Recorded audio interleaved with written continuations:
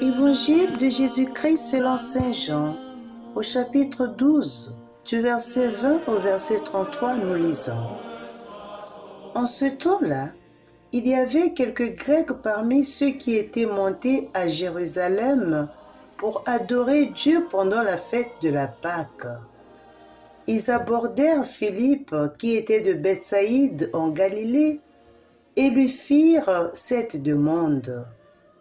Nous voudrions voir Jésus. Philippe va le dire à André et tous deux vont le dire à Jésus. Alors Jésus leur déclare: l'heure est venue où le Fils de l'homme doit être glorifié. Amen, amen, je vous le dis. Si le grain de blé tombé en terre ne meurt pas, il reste seul.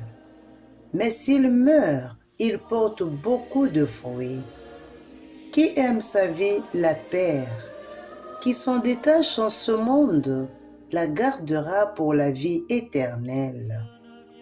Si quelqu'un veut me servir, qu'il me suive.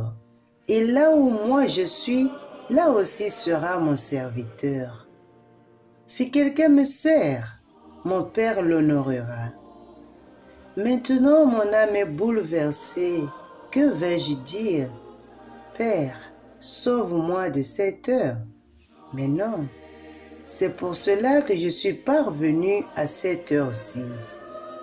Père, glorifie ton nom. Alors du ciel vint une voix qui disait: je l'ai glorifié et je le glorifierai encore. En l'entendant, la foule qui se tenait là disait que c'était un coup de tonnerre. D'autres disaient: c'est un ange qui lui a parlé.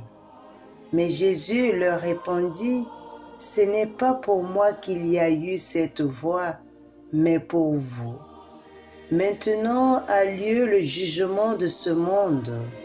Maintenant le prince de ce monde va être jeté dehors.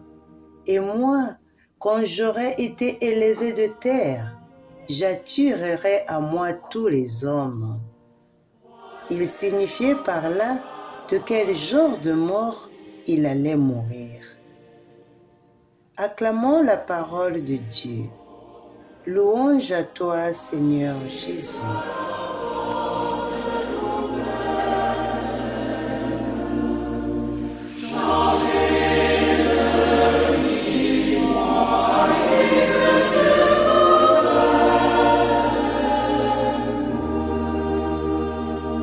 Chers abonnés de 3 minutes d'évangile, frères et sœurs, bonjour.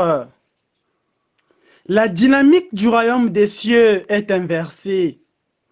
Pour produire, il faut passer par la destruction.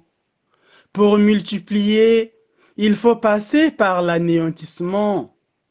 Pour répandre et rendre universel, il faut passer par la clandestinité.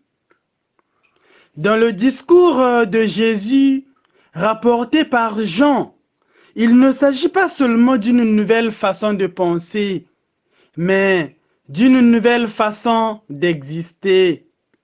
Il y a une resignification de l'existence.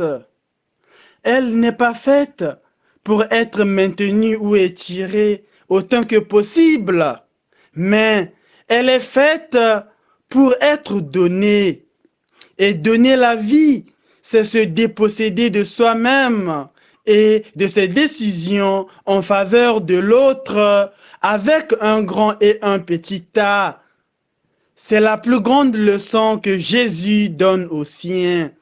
Une leçon efficace et cohérente parce que Jésus sait de quelle mort il est prêt à mourir pour le salut de tous. Jésus entre dans la logique de se perdre pour se retrouver, du grain qui meurt pour ressusciter et qui ne peut que mourir sous peine d'être inutile en pourrissant sans s'enraciner dans la terre. Et ce qui renaît est plus grand plus fort, plus neuf, plus beau que ce qu'il était avant. Nous sommes devant la vie nouvelle de Jésus qui ne meurt plus et qui attire à lui une foule innombrable de disciples qui suivent le Maître partout où il va, dans la mort comme dans la vie. Cette nouvelle logique exige la prière et la foi. Ce n'est que si nous avons fait une expérience profonde de Dieu et que nous avons acquis la certitude de son amour fidèle, que nous aurons le courage de nous perdre jusqu'à la mort afin de nous retrouver en lui pour la vie éternelle. Chers abonnés de 3 minutes d'évangile, frères et sœurs, bon dimanche et bonne méditation.